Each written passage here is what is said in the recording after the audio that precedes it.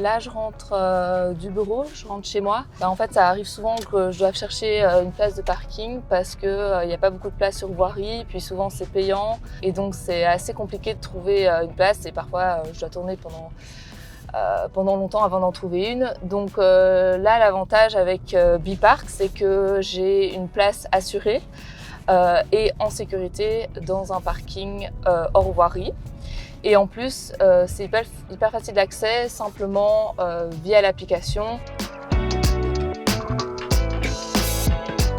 Donc là, j'ouvre l'application et en fait, l'application se transforme en télécommande. Et simplement, je clique sur Entrée et instantanément, la barrière s'ouvre. Bipark est un opérateur digital de parking. Notre mission est de gérer et de valoriser des parkings qui sont sous-exploités pour améliorer la mobilité des gens dans leur déplacement domicile-travail. Maintenant, je sais que ma voiture est en sécurité. J'ai pas dû perdre de temps à chercher une place en voirie et je peux rentrer chez moi tranquillement, rapidement. Nos utilisateurs sont principalement de deux types. Il y a les abonnés qui utilisent le parking, soit proche de chez eux, soit proche de leur travail. Deuxième typologie d'utilisateurs, c'est les visiteurs, les touristes qui cherchent une solution de parking à la journée ou à l'heure et qui, là, ont besoin d'une solution de mobilité temporaire.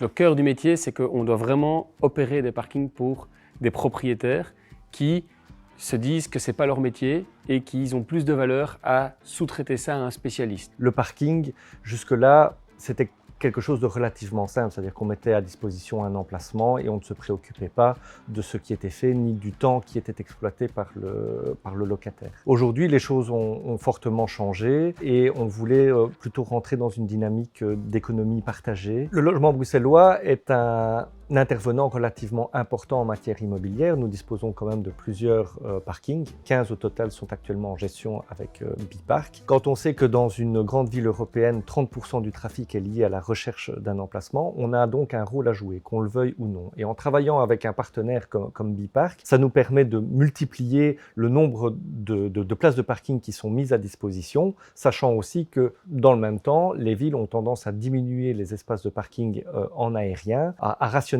les choses. Pour les collectivités, il est clair que c'est un avantage indéniable parce qu'on permet de mettre en place des politiques de réaménagement d'espaces publics, que ce soit pour faire des bancs de bus, des bancs de vélo, agrandir les trottoirs.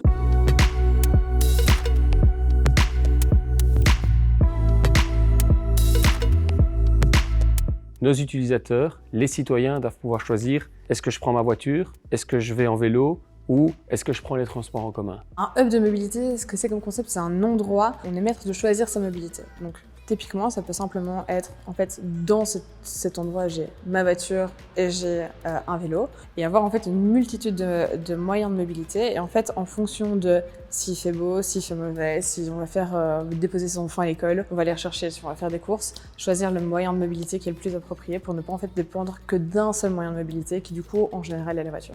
Nous, on pense que le parking va évoluer comme un commerce de proximité qui est là pour accueillir toute une série de fonctions. Des voitures, certainement, pour permettre le réaménagement de l'espace public par les politiques urbaines, mais aussi des parkings vélos, mise en place de bornes de recharge pour des véhicules ou des vélos, et également tout ce qui est logistique du dernier kilomètre. Ce qui s'est passé avec la période Covid, c'est qu'il y a eu une croissance indéniable de l'e-commerce. Cette croissance qui a généré énormément de demandes a mis les acteurs logistiques sous pression et ils cherchaient à se rapprocher de plus en plus de leurs clients finaux pour ce qu'on appelle faire du last mile. Ça veut dire vraiment les derniers kilomètres jusqu'aux clients finaux. Et donc ils avaient besoin d'espace, de mètres carrés, pour pouvoir stocker et faire la livraison en vélo jusqu'aux clients finaux.